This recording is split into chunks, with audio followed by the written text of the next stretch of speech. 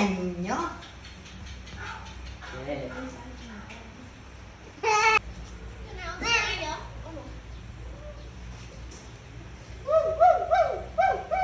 ngờ mà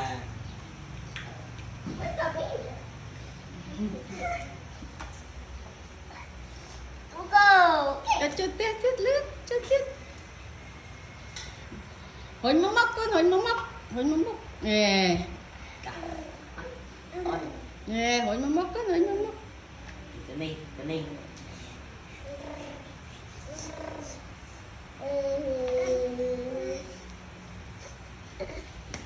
cha đi chưa tiếp